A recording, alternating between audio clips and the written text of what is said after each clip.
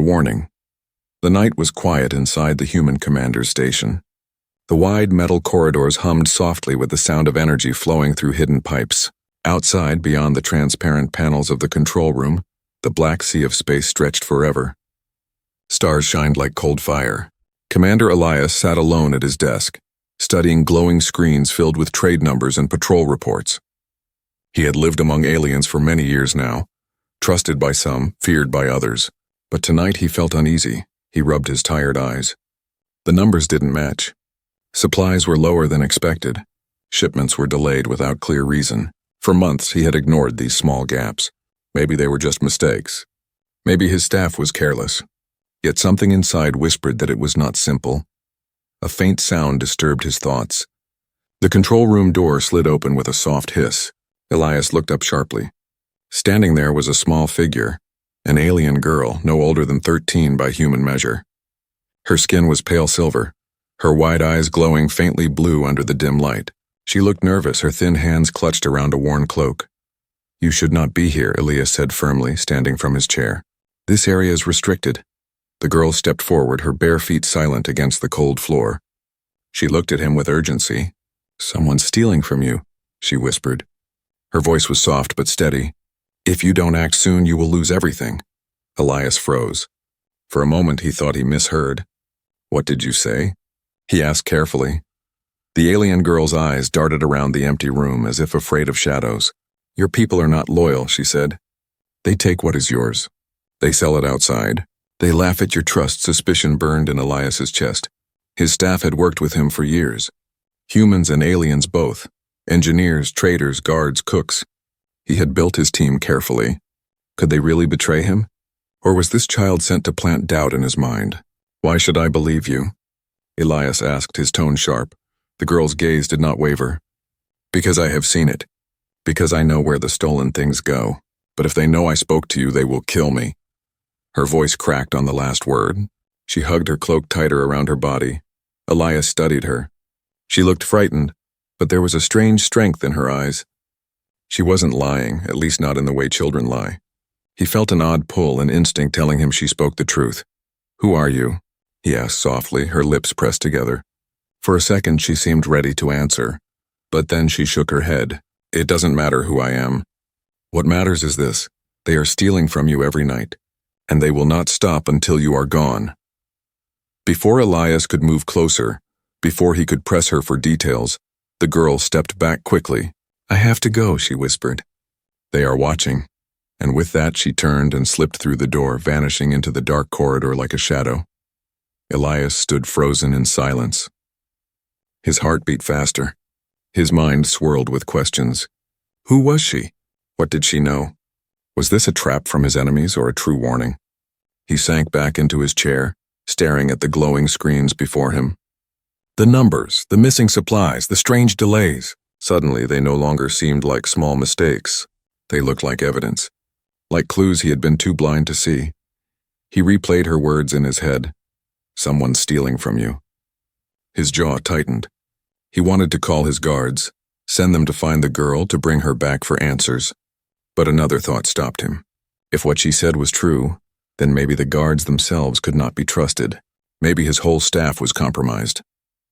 For the first time in years, Commander Elias felt alone inside his own station, surrounded by people yet isolated. If betrayal had already taken root, then who could he trust? The night stretched on. He could not sleep. The girl's warning echoed in every corner of his mind. Each face of his staff, each laugh he had once trusted, now looked different in his memory. Smiles could hide lies. Loyalty could hide greed. When dawn cycle came, Elias stood at the large window of his quarters, watching the alien sun rise over the trade outpost. Its light turned the metal structures into gold and red. It should have been beautiful, but all he saw was danger. One thing was certain: his life had changed in that single moment. The alien girl's words had planted a seed of doubt so deep that it could never be ignored again. And deep inside, Elias knew, whether she told the truth or not, he would have to act. The warning had been given. Now the storm was coming. The doubt morning light filled the human commander's quarters, but Elias did not feel rested. He had spent the whole night replaying the alien girl's words in his head. "Someone's stealing from you." The message echoed like a drumbeat. He had built his station on trust. Now that trust felt like a knife pressed against his back. He dressed slowly in his black commander's uniform and stepped into the main hall. His staff greeted him as usual. Some smiled, others nodded with respect. But to Elias, those faces no longer looked the same. Every glance felt suspicious. Every word sounded false. He found himself asking silently, "Was it you? Were you the one taking from me?" At breakfast, his officers reported routine matters. Security patrols had been normal. Trade deliveries were arriving late, but only by a few hours. One of his lieutenants, a broad-shouldered alien with dark scales, laughed and said, "It's nothing, Commander. The traders are lazy, that's all." Elias forced a smile, but inside his chest tightened. Lazy or lying?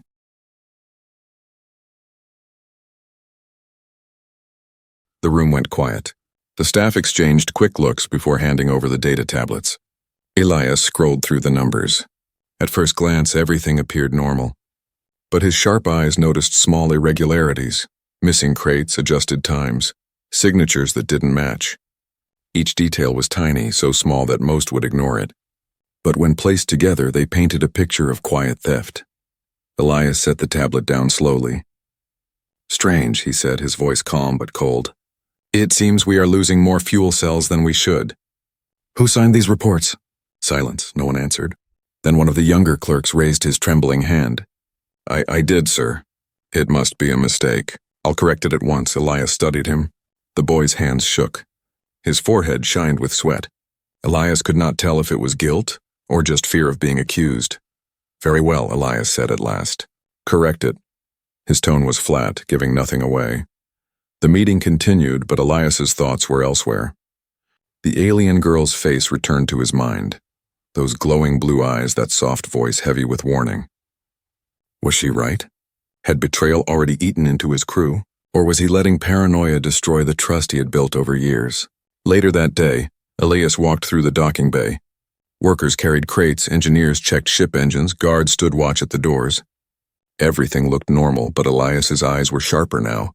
He noticed how one guard avoided his gaze, how a mechanic quickly closed a crate when Elias approached. "Commander," one of his captains said, walking beside him. "Is something wrong? You seem distracted." Elias stopped. He studied the captain. A human, loyal for many years, or so he believed. Could he still trust him? The captain had always been loyal, had saved Elias's life once during a pirate raid. Yet the girl's words had changed everything. "I am only tired," Elias said at last. "Carry on." The captain saluted and left. Elias felt a chill crawl across his spine.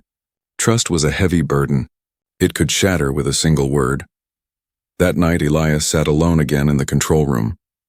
He stared at the stars, thinking. He had two choices. One, ignore the warning, trust his staff, and hope it was all just lies.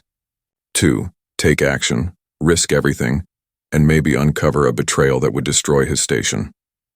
As he debated, the door hissed open. His heart jumped. Was it her again? Yes. The alien girl stood in the doorway, pale cloak wrapped tightly around her. Her voice was urgent. "You still don't believe me," she said quietly. Elias's eyes narrowed. "Why do you return?" "Because you must act," she said, stepping closer. "They grow bolder. Soon they will not only steal supplies, they will take the station from you." Elias's jaw tightened. "If what you say is true, give me proof. Names, evidence." The girl's face darkened with fear. "If I give you names, they will kill me. You must see it yourself. Look closer. Watch them at night." Elias stood. "Why do you help me? Who are you?" Her eyes flickered with something, sadness, maybe regret. "Because I know what happens when humans trust the wrong ones. My people once trusted too much. We lost everything." Before Elias could ask more, she turned and ran. The door hissed shut behind her, leaving him in silence once more. Elias leaned heavily against the desk. His mind burned with doubt. Was she truly a friend, or was she setting him up for madness? Already he had begun to question everyone around him. Already he felt his command slipping away. But deep down, a fire was starting to grow. If betrayal was real, then he would uncover it.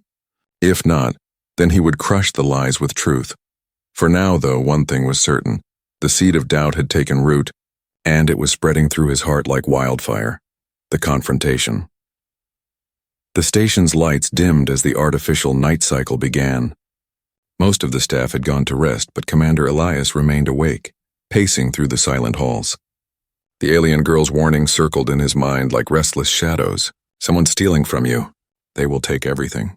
For days he had lived with doubt, watching every movement, every report, every crate that passed through the station. He had found small clues, missing fuel cells, false numbers, nervous faces, but nothing strong enough to accuse anyone openly. Yet suspicion had grown so heavy inside him that it now pressed like iron on his chest. At last, Elias decided he could no longer remain silent. If there was betrayal, it would be revealed in the open. If it was only fear in his mind, then at least he would know. He called for a full staff meeting. The command hall filled with dozens of workers, engineers, traders, guards, clerks. Humans and aliens alike stood in rows, some whispering, some confused by the sudden order. The air was tense, thick with questions. Elias stood at the front, his tall frame casting a long shadow under the white ceiling lights. "You all know why we are here," Elias began, his voice strong, echoing through the hall. "Or perhaps you pretend not to know?" A murmur ran through the staff. "For weeks," Elias continued, "supplies have vanished. Reports have been changed. Someone has been stealing from this station. From me." His hand slammed down on the desk in front of him.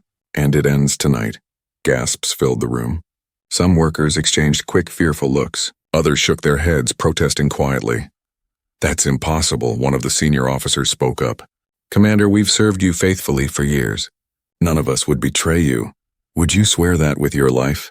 Elias demanded, his sharp eyes locking on the man. The officer froze, caught between fear and pride. "Yes," he said at last, though his voice trembled. Elias turned his gaze to the crowd. "Then why do I find false signatures on my reports? Why do crates vanish before reaching their destination? Why do my own guards avoid my eyes when I question them?" The hall fell silent. No one answered. Elias stepped down from the platform, walking slowly between his staff. His boots echoed on the metal floor. He looked at each face one by one. Some looked back with anger, others with confusion, but a few turned away, unable to meet his eyes. "You think I do not see?" Elias said coldly. "You think I do not know?" "Someone here believes me blind. Someone here believes I am weak." His voice grew louder. "But I will not be betrayed in my own station." Finally, one of the younger guards broke the silence. "Commander, please," he stammered. "You're making a mistake. None of us would dare." "Enough!" Elias's voice thundered. "Mistake or not, I will uncover the truth. And if I must burn this station down to its foundations to find the guilty, then so be it." The staff shifted nervously. Fear grew in the room like a rising tide. Just then, a soft voice spoke from the back. She was right. Everyone turned. Standing at the edge of the crowd was the alien girl, her cloak pulled tightly around her. She had slipped into the hall unnoticed, but now her glowing eyes fixed on Elias. "They are not all guilty," she said, her voice carrying strangely in the tense silence. "But the ones who are, they stand closest to you." The room erupted into noise. Staff shouted in anger, accusing each other, denying her words. Some demanded proof, others demanded her removal. Elias raised his hand and silence fell once more. His eyes burned with fury. "So it is true," he said. "There is betrayal among us. And now, thanks to this warning, I know where to look." He faced his staff, his jaw set like stone. "From this moment, no one leaves their post without my order. No one touches a shipment without my approval. I will watch each of you every hour of every day until the guilty are revealed." "But, Commander," one of the officers began. "Silence." Elias cut him off.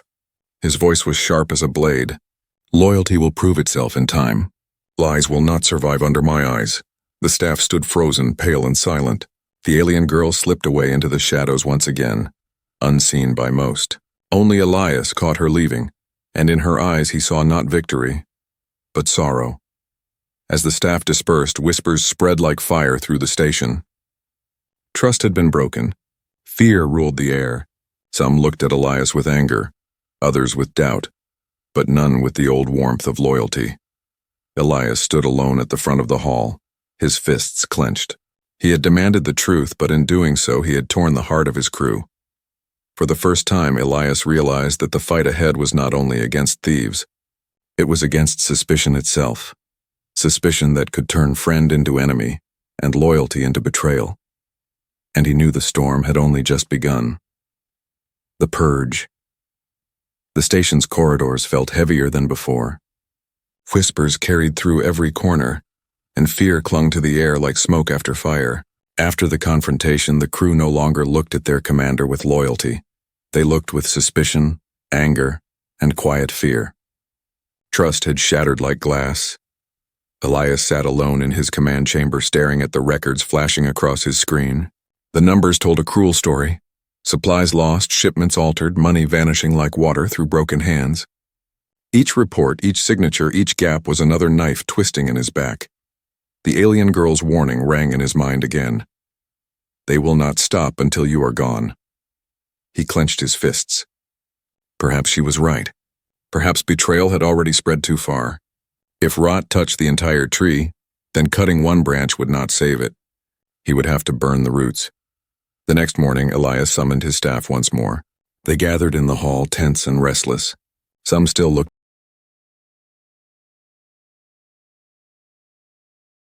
Elias walked to the front, his black uniform polished, his eyes colder than steel. "You think I do not see?" he said, his voice steady, echoing across the room. "You think loyalty is words? No. Loyalty is proven by action." The staff waited, some shifting nervously. "Last night," Elias continued, "I thought long and hard about what must be done. Betrayal hides in shadows, and shadows cannot survive without walls to cover them. If the enemy hides among you, then I cannot allow this crew to stand as it is." He paused, letting the weight of his words sink deep. Then, with a voice that carried like thunder, he said, "You are all dismissed. Every one of you. Leave this station now." The hall erupted into chaos.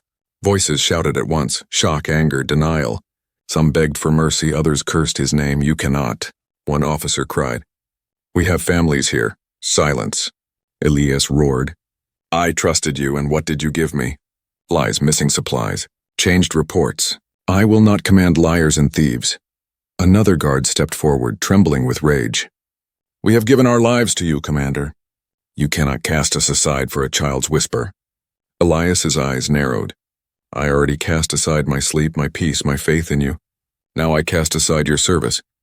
Guards surrounded the staff, guiding them toward the exits. Cries echoed through the chamber. Protests, tears, curses. Some walked quietly with heads bowed. Others shouted threats.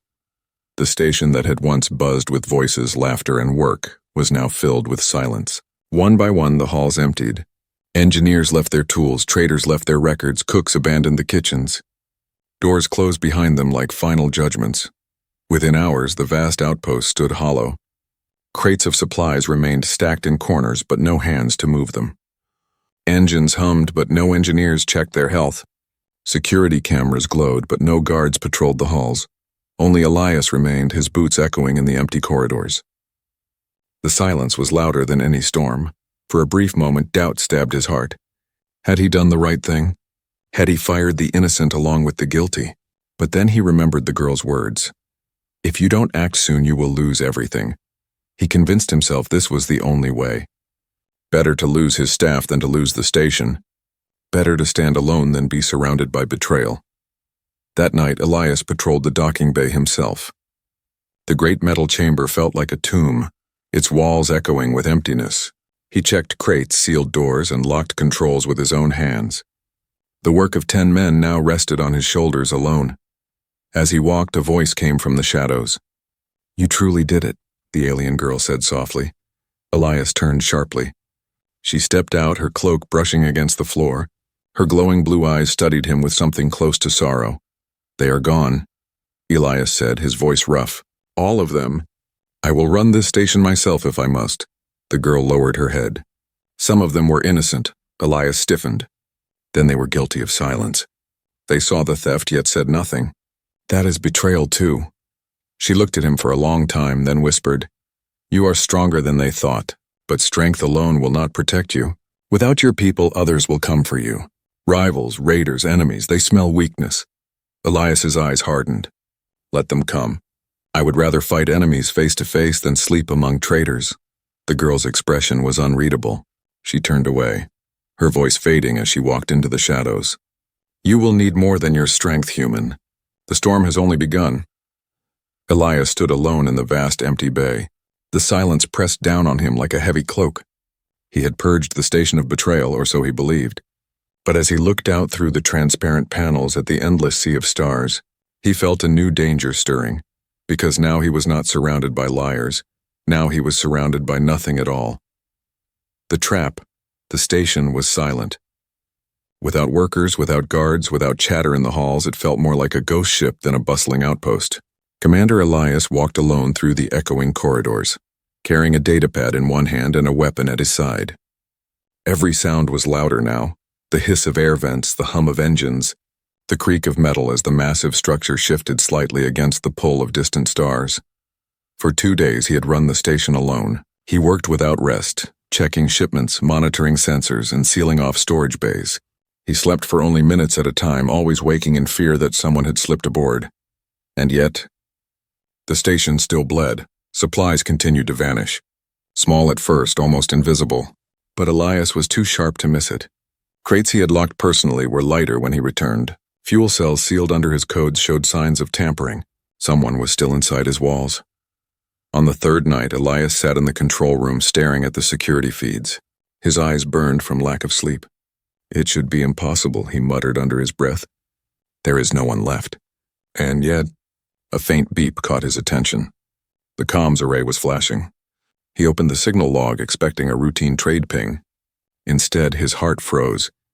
Hidden inside the noise of normal transmissions was a second signal, thin, weak, almost invisible to the naked eye. It repeated every few minutes, sending data in coded bursts. Someone was broadcasting from inside his station to an unknown receiver. Elias leaned forward, his jaw tightening. "So that's it," he whispered. It was never about small thefts. It's about something bigger. He traced the signal to one of the lower decks, a storage bay rarely used. Grabbing his weapon, he moved quickly through the empty halls. His boots echoed against the floor, the only sound in the dead station. When he reached the storage bay, he paused. The door was locked, but the panel showed signs of forced coding. Someone had cracked it open and resealed it. Elias pressed his hand against the scanner, and the door hissed open. Inside, the bay was dark except for a faint glow from a hidden console. Cables ran across the floor, connected to a small transmitter. The device pulsed with light, sending its quiet signal into space. Elias stepped closer, his weapon raised. Then he saw something that made his blood run cold. Scattered across the floor were crates of stolen supplies, carefully stacked and marked with strange symbols. Weapons, fuel, and rations, all prepared for delivery, and worse, he found uniforms. His staff's uniforms. Some had been folded neatly, others stained, torn, as if removed in a hurry. The implication was clear. His own crew had been working with outsiders. The thefts were not random. They were part of a larger smuggling operation. Elias knelt and examined the transmitter. His fingers brushed over the alien symbols scratched into its side. It wasn't just sending supplies out, it was sending information. Before he could shut it down, a voice came from the shadows. "Now you see," Elias spun, weapon ready. The alien girl stepped forward, her silver skin glowing faintly in the dark. Her eyes were steady, though sadness lingered within them. "You were right to doubt them," she said softly. "They were never truly yours." Elias's heart hammered. "How long have you known?" he demanded. "Long enough," she answered. "The traders worked with outsiders, raiders, pirates, smugglers. They fed them your supplies, and in return they planned to hand over your station. Soon they will come to take it." Elias's grip tightened on his weapon. "And you waited until now to tell me?" The girl lowered her gaze. "If I had told you too early, you would not have believed. You had to see it with your own eyes." Elias turned back to the transmitter. The soft pulses continued, carrying his secrets into the void. His hand hovered over the control switch. Destroying it would stop the signals, but also alert the enemy that he had discovered them. "It's a trap," Elias muttered. "They want me to find this. They want me to act rashly." The girl's eyes widened. "If you leave it, they will know you are blind. If you destroy it, they will know you are aware. Either way, they are coming." Elias stepped back, his mind racing. Every choice seemed to lead to danger. He had purged his staff, but perhaps he had done exactly what the enemy wanted, left himself vulnerable. Slowly, he lowered his weapon. "Then let them come," he said in a low voice. "If this is a trap, I will spring it on them instead." He turned to the girl, his eyes sharp with fire. But I will not fight it alone. If you want me to...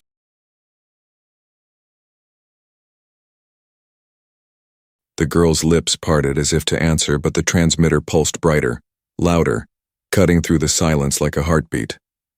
Somewhere in the dark sea of stars, something was listening. Something was already on its way. And for the first time, Elias understood. The thefts were never the end. They were the beginning of a war. The reveal, the transmitter continued to pulse in the dark storage bay, each glow like the slow beat of a heart. Elias stood still, his weapon in hand, his mind racing.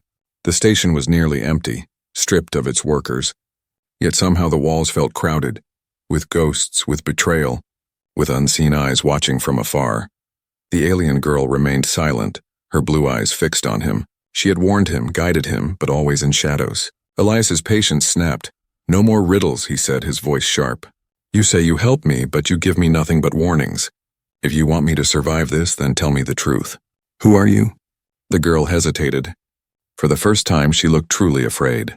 Not of him, but of the words she was about to speak. Slowly, she reached up and pulled the hood of her cloak away from her face. Her silver skin gleamed under the faint light. But now Elias saw markings etched across her temples, delicate lines glowing faintly with power. They were not random designs. They were royal sigils. Elias's eyes widened. You're not just some child, she nodded softly. I'm Serenia, daughter of the High Chancellor of the Velari. The name struck him like a hammer. The Velari were one of the oldest and most powerful alien races in the sector. Their fleets ruled trade routes, their politics shaped entire systems. To see their sigil on her skin was to see living history. And you are here, Elias said slowly, hiding on my station. Serenia's voice trembled but remained steady. My father does not know I am here. I came on my own. Because I saw what your crew was doing. They were selling your supplies not only to smugglers, but to enemies of the Velari. If they succeeded, it would not only ruin you, it would threaten my people. Elias stepped closer, his weapon lowering slightly. Why warn me? Why not tell your father? Her eyes darkened with sorrow. Because the Velari do not trust humans. My father would never believe that you were strong enough to fight betrayal. He would let the station fall, and with it, your kind's fragile place among the stars. But I wanted to see for myself, to see if the stories about humans were true. Elias frowned. What stories? Serenia's lips curved faintly, almost like a sad smile. That humans are stubborn beyond reason. That when all others fall, you keep standing. That even alone, with nothing, you fight until the last breath. Elias said nothing. He had heard such words before, whispered by aliens who half feared, half admired his species. But now, standing before this girl of royal blood, the weight of those words pressed down on him. Serenia stepped closer to the transmitter. Her glowing fingers brushed against its surface. The signal they send. It calls to more than smugglers. Raiders are coming, perhaps even worse. You must be ready. Elias's jaw tightened.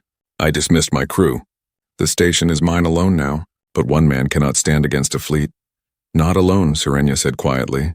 She lifted her eyes to his. But you are not alone anymore. My people will come when I call them, if you prove yourself worthy. Elias's eyes narrowed.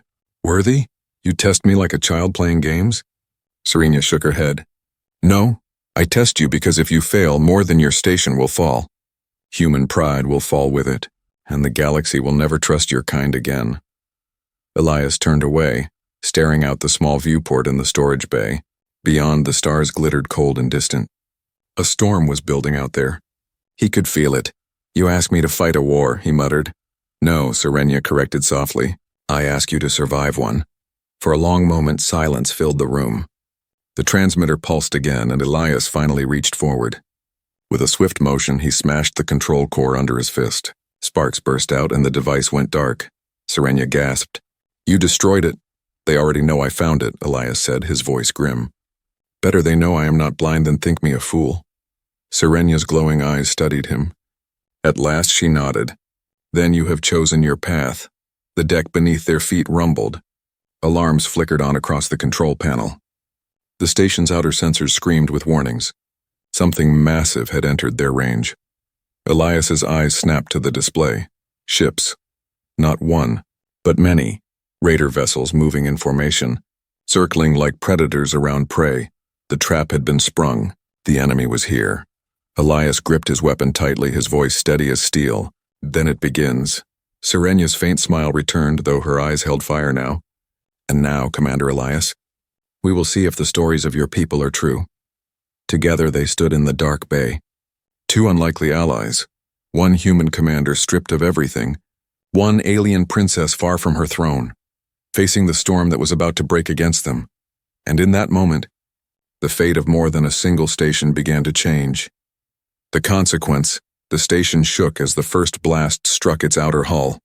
Sirens wailed across the empty corridors, red lights flashing in warning. From the command deck, Elias watched the enemy ships swarm the station like wolves around a wounded beast. Dozens of raider vessels filled the black sky, their weapons glowing. They were lean, fast, and merciless, ships built for plunder, not mercy.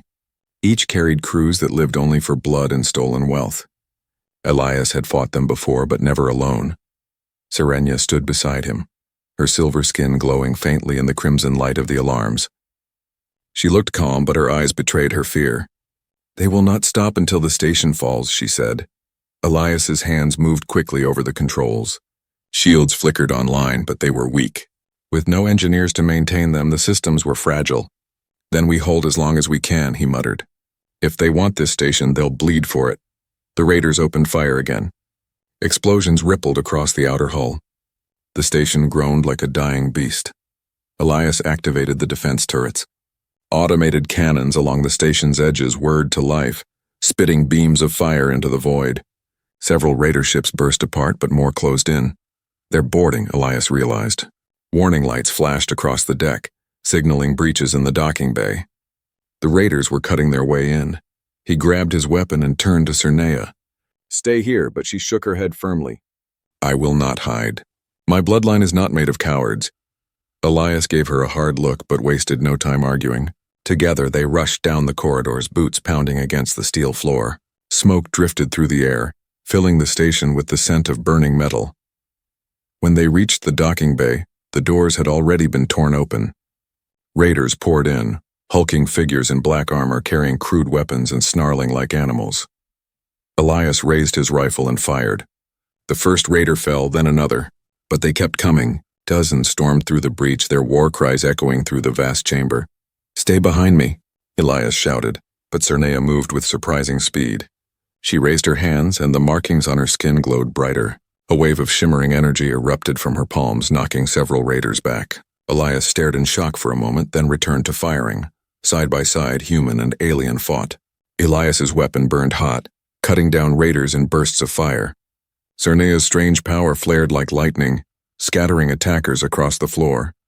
But the enemy was endless. For every raider they struck down, more swarmed in. Elias felt his muscles burn, his chest tighten. He had no crew, no soldiers, only himself and this strange princess. Still, he refused to fall. "If this is the end," he thought, "then I will make it an end they remember." The battle raged. Then suddenly a deep horn-like sound shook the walls. The raiders froze, their eyes turning toward the stars outside. Elias looked too, and what he saw made his heart pound. From the darkness, a new fleet emerged. Sleek, silver ships shaped like blades of light. Velari warships. Cernea's eyes filled with fire. "My people," she whispered. They came. The Velari ships opened fire, beams of white energy tearing through the raider fleet. Raiders screamed as their vessels burst apart in burning light. The few who remained inside the station panicked, retreating toward their shattered breach points. Elias and Cernea stood together, watching as the Velari fleet cut down the attackers with ruthless precision. Within minutes, the raider force was broken, scattered like dust in the wind. When silence returned, only smoke and bodies filled the docking bay. Elias lowered his rifle slowly, his chest heaving. He was alive. Against impossible odds, he had survived. Cernea stepped closer, her glowing eyes meeting his. "You proved them wrong," she said softly. "You proved me right," Elias frowned. "What do you mean?" "My people never believed in humans," she explained. "They said you were reckless, weak, too fragile to endure the galaxy's cruelty. But you fought alone against betrayal. You stood against an army, and you did not break." Elias looked at the ruined bay, then back at her. "And what will your father say when he learns where you were?" A faint smile touched her lips. He will be furious, but he will also see what I have seen. That